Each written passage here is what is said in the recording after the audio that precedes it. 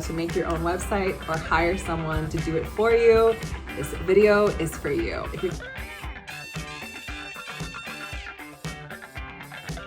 I invite you, as you're listening to this video, just take a quick moment to check in with yourself. Is there something that you need? Are you used to studying and listening to videos in a certain way? Do you need to relax? Do you want to stretch? Are you not feeling well and looking for inspiration? Wherever you are, I just want to meet folks where they're at and understand that this is a disability-led space, and whatever you need to do, do it. I really want this new era, we're in 2023, of Café con Gas to be about integrating these digital tools and storytelling tools and artistry in a way that is inviting, and also in the way that addresses something that we call access needs.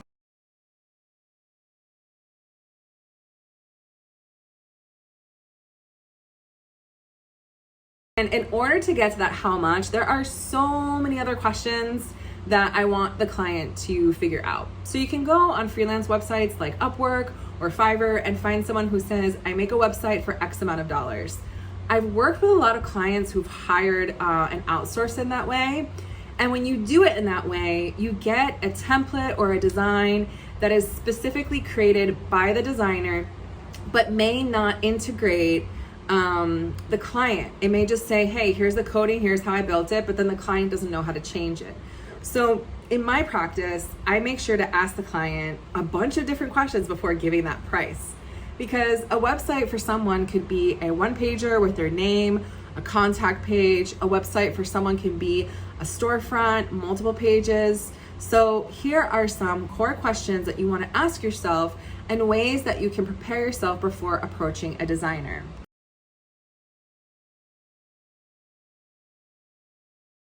What's really important to understand is that, especially with the digital communications world, social media offerings, consultation, and coaching, you can hire folks to help you at any point in the process. But I really want folks to feel empowered to understand from themselves what their needs are. So a couple core questions that I ask, and I have a set form when I feel that people are serious about engaging with this work. And I take this calculated risk knowing that if I send the form, it doesn't always guarantee that I'm gonna work with the client. So I do something a little bit creative, and I say, I do two things. One, to protect my practice, I say that this form and any mock-ups that I do or requests for proposals is for the sole use of assessing a potential working arrangement. And if the client is interested in using this for themselves and not working with me, the proposal can be for purchase. So let's say someone comes up to you and says, how much is your website project? I'm gonna be like the mechanic and be like, it depends. I need to look under the hood. Or I have some mechanics say, I will do a diagnostic of your car, but you have to pay me $50 for. Some other mechanics will simply feel your car, listen to the engine turn on, and know exactly what the problem is. My process is one of co-creation. So my pricings include that co-creating time. And my work agreements also, I've learned this over time, I also can only be as successful as a designer as the client is also responsive to me. So here are a couple of things that I ask the folks. One, what's the purpose of your website? Why do you want a website? It's a deceivingly simple question with often complex answers. So when I ask someone in response to what they want as a price, because I'm offering a service, with a question which is deceivingly simple of like, well, why do you want a website? They're like, oh, wait a second. I haven't thought about that. Oh my gosh, I don't have a marketing plan. Or like, I felt social pressure to do this.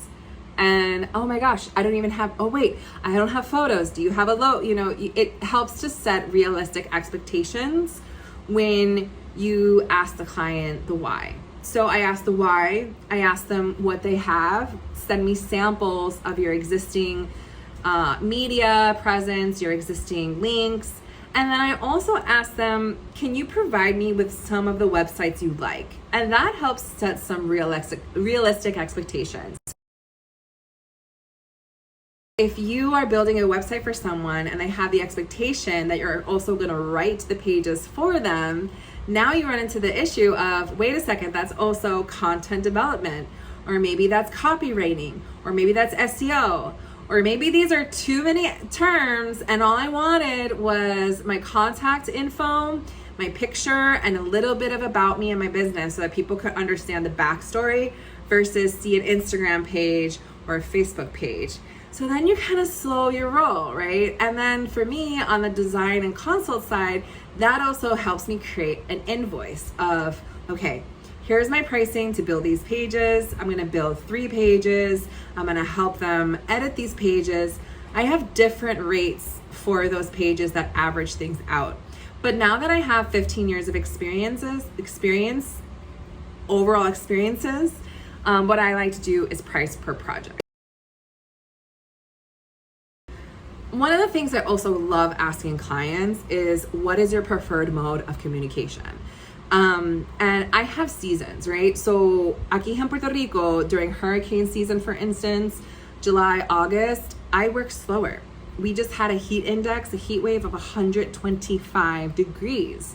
I'm not gonna work like I do when it's nice and cool in the winter and I can wear like soft squishy stuff and I have my hot chocolate and like my Christmas lights on and it's darker, you know, so I tend to do more research projects when it's dark, like, you know, it's going to be a little bit different. So when you ask someone what's your preferred communication, you get a good sense of what they need, and you have to then compare that with what you can give at the time. Like if I have a potential client who has had a very negative experience with designers, who's very skeptical about working with designers, I know that needs more reassurance.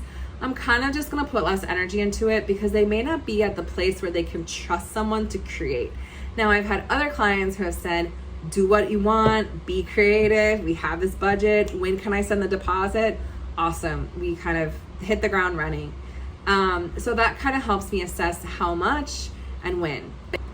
If you want to learn more about how to organize that information and what type of content goes on a website, you can tune in for my next video, and where we're going to talk a little bit more about the rule of 3 in communications, a topic that I love and is classic.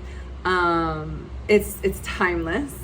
And yeah, just don't forget, with all these tools we have for convenience or artificial intelligence or what makes things easy, we are still creating the internet in these spaces. So don't be afraid to invest in yourself and your process, and don't be afraid to hire out someone else to help you do that.